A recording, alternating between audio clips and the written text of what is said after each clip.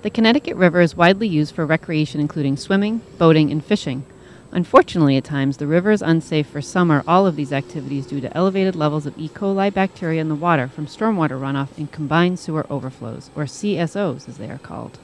For the past 4 years, the Pioneer Valley Planning Commission has been monitoring E. coli levels at several boat ramps along the main stem of the Connecticut River. Samples of river water are collected at each location every Wednesday from June through September by a corps of volunteers. Because E. coli bacteria can be harmful to human health if ingested or absorbed through skin abrasion, samplers wear rubber gloves and rubber boots as a precaution, especially at sites with a consistent history of elevated bacteria levels. Volunteers wade offshore or use a sampling pole to collect the sample. Open it very gently and try not to contaminate the inside of the bottle. I'm going to set this over here so don't step on that. Go out and collect my sample.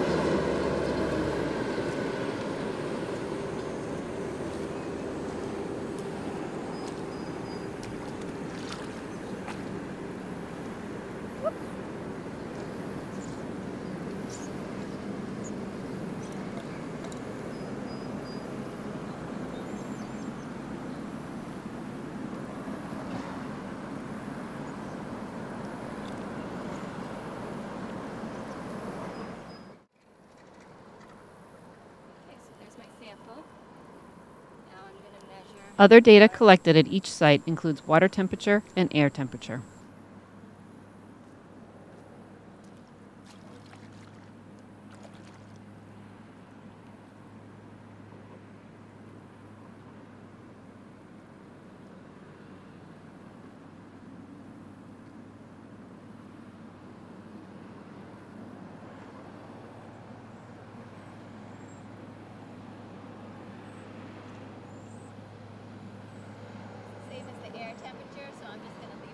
Each sample bottle is labeled with site name, sample date, and time of collection, then packed on ice for transport to the lab for analysis. Once at the lab, the samples are recorded on a chain of custody form that includes all the information on each of the sample bottle labels. The lab technician verifies that the information on the labels corresponds to the information on the chain of custody form. Both the lab tech and the sampler sign the chain of custody form, thus providing assurance that the samples have always been in a controlled environment. The results of the E. coli analysis are received 24 hours after drop-off at the lab. The results are posted to the project website and can be accessed from a link on the PVPC homepage. Our goal is to have the results posted prior to the weekend recreational activities so the river users can make informed decisions about whether or not the river is safe for swimming, boating, and fishing. A chart on the website provides guidance about the level of contact with the water that is appropriate for the amount of E. coli bacteria in the water. River users can then scroll through the sampling locations to see bacteria levels at each of the sampling sites. On any sampling day, bacteria levels may vary from one site to the next, so it's important to evaluate the site you will be closest to when in contact with the water. Some general rules of thumb for consideration when using the river. During dry weather, the river is generally safe for swimming and boating and has relatively low levels of E. coli bacteria.